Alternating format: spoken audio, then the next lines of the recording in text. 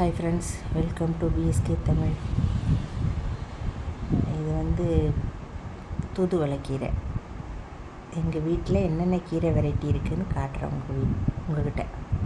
தூதுவளைக்கீரை இது தண்டுக்கீரை, முளைக்கீரை சொல்லுவாங்க. அது அப்புறம் நிறைய வெரைட்டி, ஒரு 10 வெரைட்டிக்கு மேலே இருக்குது எங்கள் தோட்டத்தில். இது சாரணக்கீரை, சாரணக்கீரை சொல்லுவாங்க. அது தானே முளைஞ்சது தான். இந்த தண்டுக்கீரையுமே ஏற்கனவே செடி இருந்து அதோட சீடு விழுந்து அதே தானே முளைஞ்சது. இது சாரணக்கீரை தானே முளைஞ்சது. இது சிலோன் பசலை, செடி பசலை சொல்லுவாங்கள்ல, அந்த கீரை. இது முடக்கத்தான் கீரை.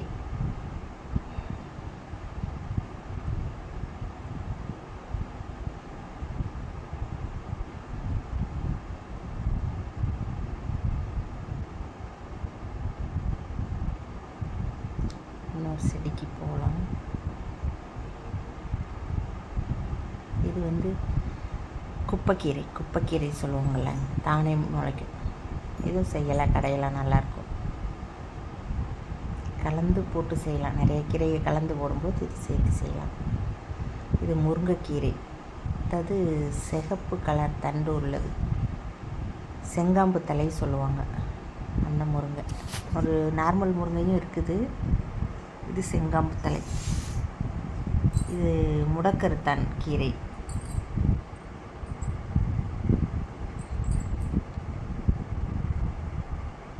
தோசை சொல்லலாம். இது சிகப்பு பொன்னாங்கண்ணி சொல்லுவாங்க.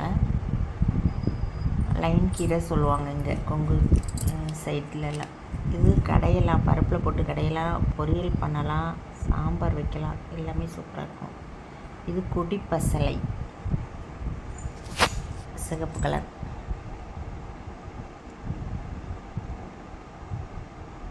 இது நல்லாயிருக்கும். இது புளிச்சக்கீரை, ஆல்ரெடி பார்த்துருப்பீங்க. இது புளிச்சக்கீரை செடி. இது நிறையா இருக்குது.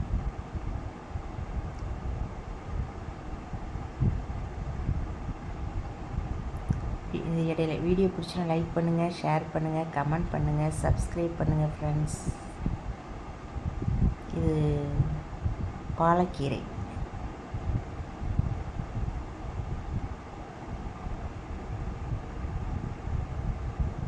இது பொன்னாங்கண்ணி.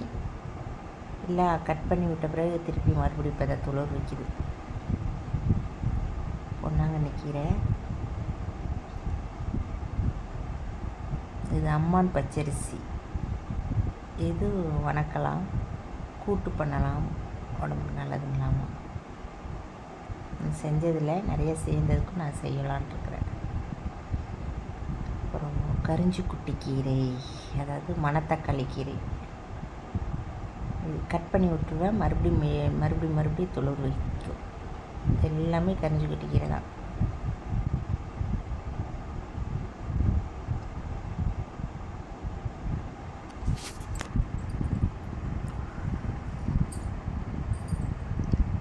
நீங்கள் என்னென்ன கீரை வச்சுருக்கிறீங்க ஃப்ரெண்ட்ஸ்? நல்லா இருக்குதுங்களா? ஃப்ரெஷ்ஷாக இருக்குது பாருங்கள். கமெண்ட்டில் சொல்லுங்கள். தேங்க்யூ. வாழ்க வளமுடன்.